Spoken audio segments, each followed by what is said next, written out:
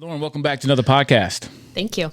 Are you ready? To be here. Are you ready? I'm ready. I was born ready. You're born ready. What does that mean when people say they're born ready? I don't know. I just think I sound cool when I say it. Well, this episode, we're going to talk about how to deal with a difficult kid. Yep. That can be a student, a difficult student.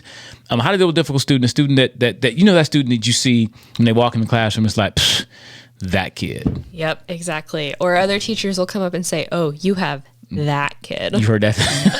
I've never heard that, but I've had since when I was, kids that like me, that are real cool. They walk in, I'm like, oh, hey. And I go, oh, that one. And I think they see it. I think other kids see it Yeah. and I think it's something we have to change. So Oh, absolutely. today we're going to talk about 4 steps to turn that kid into my kid. Exactly. That's my boy. Yep. In this episode of the Choose Well Program podcast.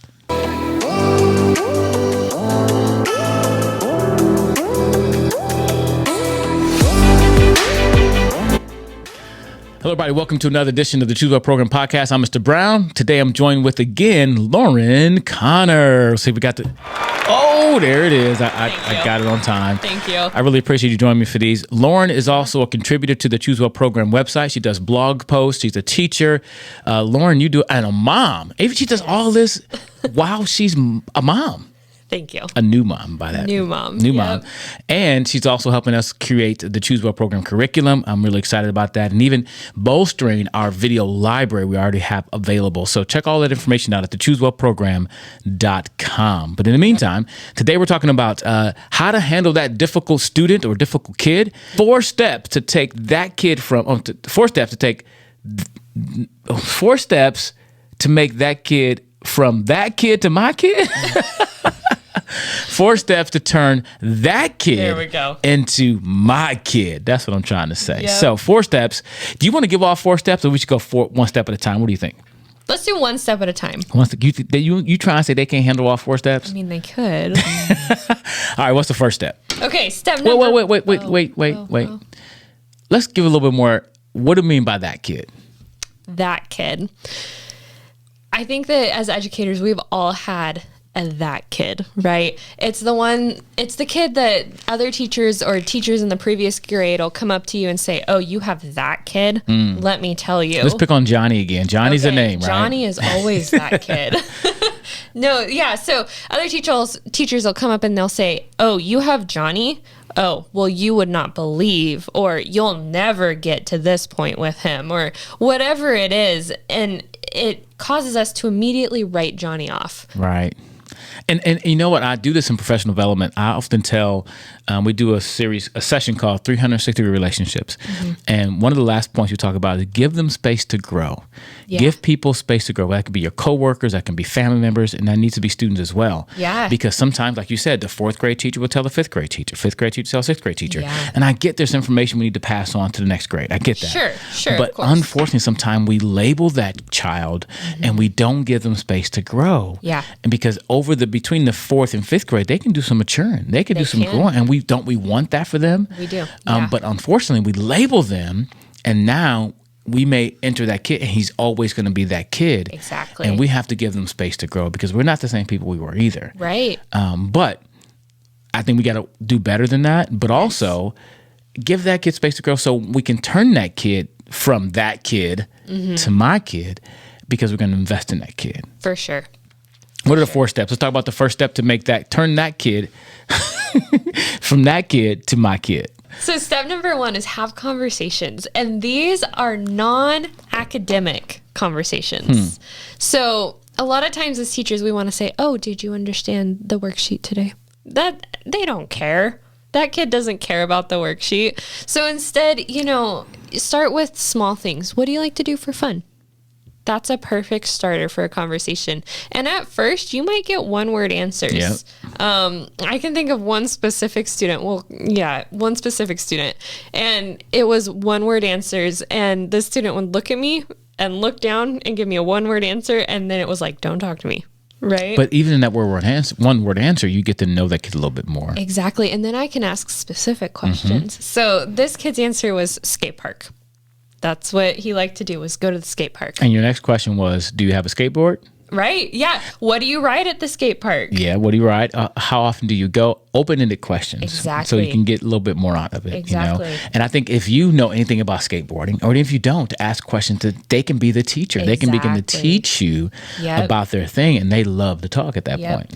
And then keep bringing it up, you know. So maybe your conversation that day is only 30 seconds long. That's okay. Ask the next day, hey, did you go to the skate park last night? Maybe they did, maybe they didn't, but you'll show them that you remembered what they like to do, and they'll feel seen. Yeah, and I do that a lot with kids. I remember I'll often say, if you talk to your kids about nothing, they will be willing to talk to you about anything. And so let them talk. I remember this kid telling me about Dungeons and Dragons, and he was teaching me all this stuff. Right. I have no desire to play Dungeons and Dragons, but I'm willing to listen to him because he's excited about it. Yeah. And I remember talking to some parents, and this one mom said her kids were this weekend were going to go play Pokemon Go. Yeah. And the mom wasn't that excited about it, but the kids were. And the kids got to be the ones to be the experts, to teach the mom about it. So the mom entered their world. And so when I look at this first point of converse with them or have conversations, I look at it as going to their world. Yeah. Let them take you on a journey through their world. It could be a short journey. It may be a long journey. Right. But be willing to learn who they are through those conversations. And, you know, sometimes you might even have kids who, well, I don't like to do anything. That's a pretty typical junior high answer, right? I don't like anything. So start asking some specific questions. Do you like the skate park? And those ones can be yes, no questions, because then you'll eventually get a yes. All right. You eliminate all the stuff that they don't like to do. Yeah. Right. And I think you don't have to be an expert on these things. No. But like if a kid told me like skating, I was like, yeah, I used to watch X Games sometime. And that stuff they do on the board, they jump off those big old walls, what they call the half pike or the big wall. What's the big wall called? And so I'm familiar with a little bit of it, but now they can teach me. Now they know I know a little bit about it. I know Tony Hawk, you know? Yeah, exactly. But I don't have to be the expert at this point. I'm the one who gets to learn from their experience. One of my favorite phrases to use is tell me more. My favorite is this: when I meet kids for the first time, I say, hey, you know, tell me about your mom, dad, tell me about your family. Mom, dad, who lives with you? Mom, dad, cat, dog, monkey, you got a monkey? And they start to laugh like, you know, who has a monkey? One day a kid did have a monkey. I'm like, you do not have a monkey. That's hilarious. But I've known kids who have pigs in the house, they have, you know, all kind of things. But because I'm asking that question in such a funny way, they tell me everything that's in their home. And I'm just getting to know them through a conversation. Exactly. All right, so number one, have conversations. What's the second point? Second point, positive interactions. We've touched on that a lot in our podcast that we've done together. But having positive interactions, even if it's something small, even if the only positive thing you can find for the day is that they were respectful when they walked in the classroom, or they sat down and attempted to do their work, or they came to class prepared for the first time in 4 weeks. And part of it is looking for it. You have to look for the good, and sometimes it's hard to look for the good. But if you can make it a habit to look for the good in each of your kids, and sometimes the good won't be the same. This person sat down the whole class. They always do. This person sat down for 5 minutes, but guess what? This person made an advancement, right? Yeah. And you want to have those positive interactions because you can build on those. If everything is always negative, do you want to build on a negative? Right. And once you notice the positive, mention it to them. Write a note home to their parents. Mention it to the principal even. Do something that proves to that kid that they are not worthless. And you made me really, when you said that, you got to be genuine. Yes. I've seen teachers go up to principals, hey, he did this. And it's just like this weird voice and, great. You know, and it's like, was that really genuine? Like, be yourself and be genuine about it. Because if you're not, you're being you've lost all respect at this point. You've found something good. He came in the classroom for 5 minutes, and I'm so excited. And then you know, and it's like, what's going on here, right? Yeah. Kids see right through that. They but do. Look for the positive interactions, and sometimes you can actually create positive interactions too. You can. You can create them in ways that can make things positive, and that will be good for them too. Yeah. It's not always a compliment. It's not always an affirmation. It can be just having a simple conversation, and even having a conversation about, you know, something that's not school related. It's not academic. It's not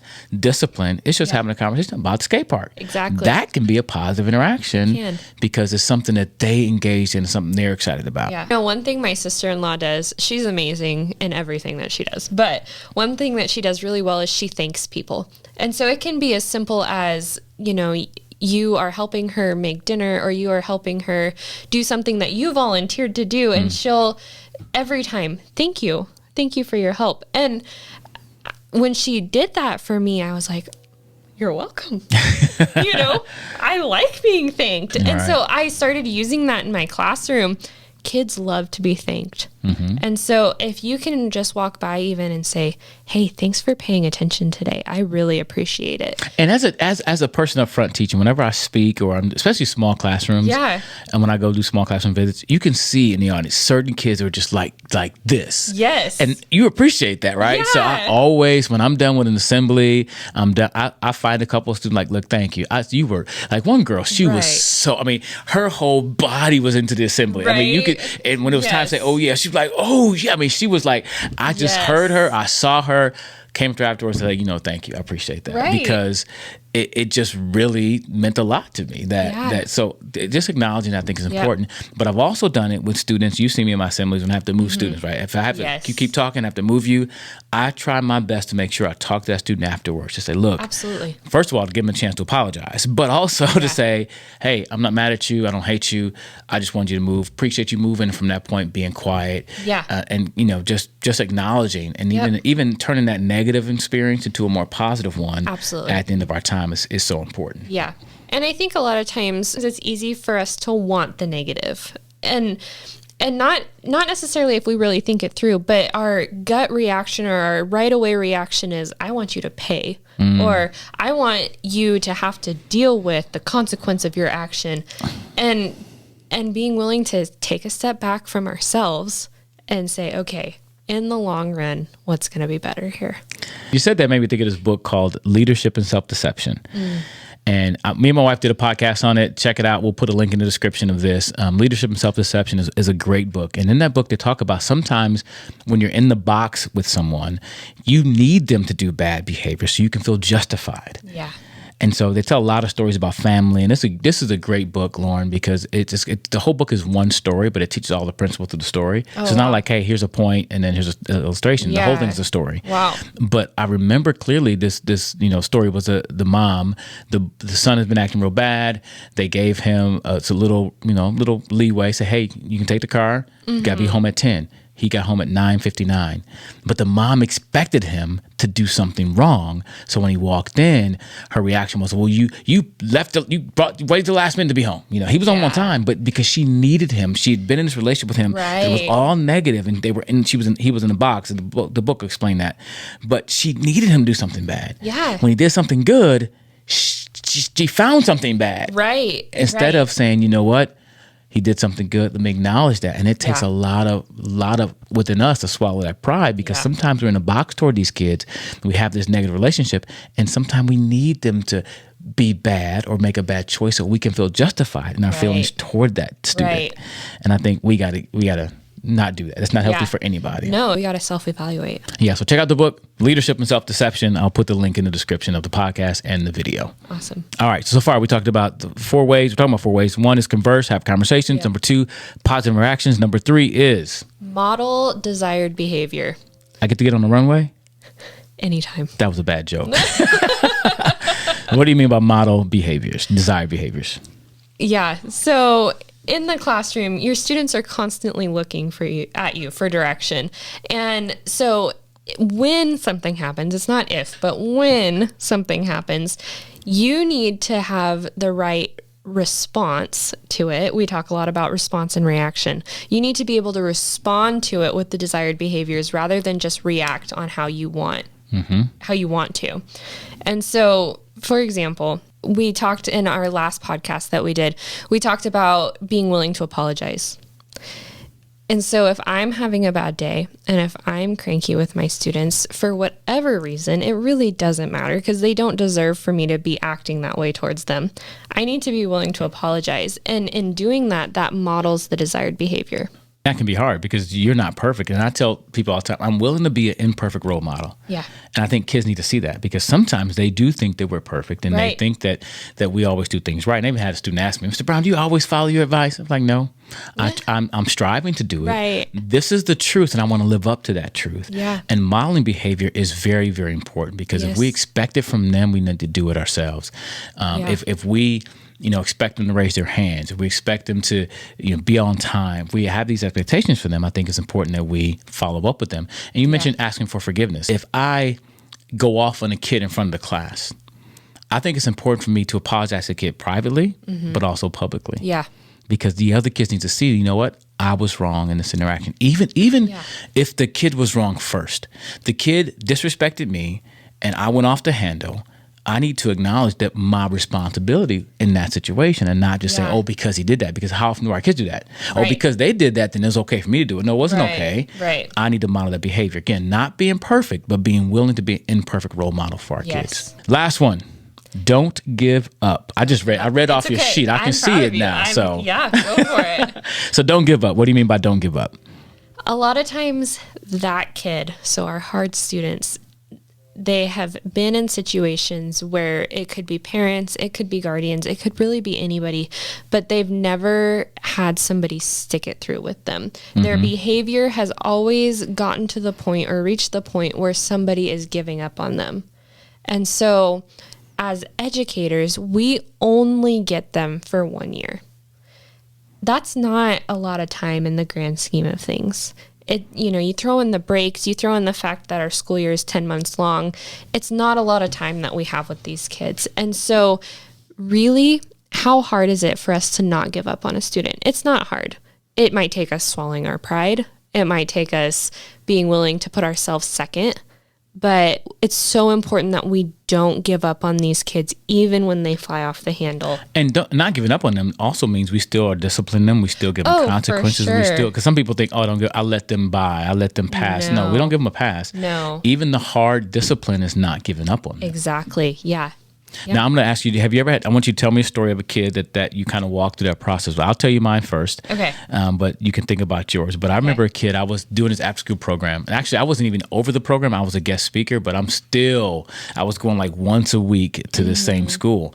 And I remember that I still have the same discipline rules. And I would hang out with kids afterwards. I don't like just speak and leave. I would hang out for that entire day I was there. So this kid, I can tell. When I walk into a room, I can usually tell what kids kind of like are the ones that, So he did some stuff. I had to move him to another spot, and then I had him go sit next to a teacher. He kept talking. I had to kick him out because my thing is this. We've established our rules. We told you what's happening. I'm not going to allow you to mess up everyone else's experience because you refuse to do what you're supposed to do. Yeah. And so, again, after I removed him, I had a teacher helper go sit out with him in the hallway. After I was done, I went beeline to him. We sat down and talked. Yeah. And my first question was, do you get in trouble everything you do? You get kicked out of a lot of stuff? He's like, yeah. I said, why? Why do you think you kicked out? I said, I don't know. We're going to talk about his behavior, his choices. The next week I showed up, he was my best friend. He helped me set up. He helped keep other kids quiet because I took the time to connect with him. Exactly. But I didn't give up on him. But when I asked him that question about him getting kicked out of everything, kicked out of classes, all kinds of stuff, his whole demeanor changed. Yeah. And I had a conversation about his choices and why he was making those choices. Yeah. And the next week, and from that point on, Yeah. he was my best friend. He was that kid. Now he was my boy. Right. He was my kid because I took time to connect with him. My first year teaching in public school, I had a student and she was that kid. I had been warned about her multiple times. She had been in trouble multiple times. She was a tough cookie. But one of the things that I started to do was follow my 4 rules. And so I started having conversations with her, and she loved dogs. She loved them. And she came from a really rough home life, but one thing that her parents let her do was to have a dog. And she took time to research the dogs. She took time to learn about them, and then she would share that with me, and I kind of let her teach me about them. Mm-hmm. And so that started, our relationship and our process. And then it was hard to have positive interactions with her. She was one of those kids who wanted to fight everybody all the time. Wow. And so, Even you, she wanted to fight you. She was going to pick fights. Yes. Okay. Pick fights, start fights, go into fights that had nothing to do with her. She loved to fight.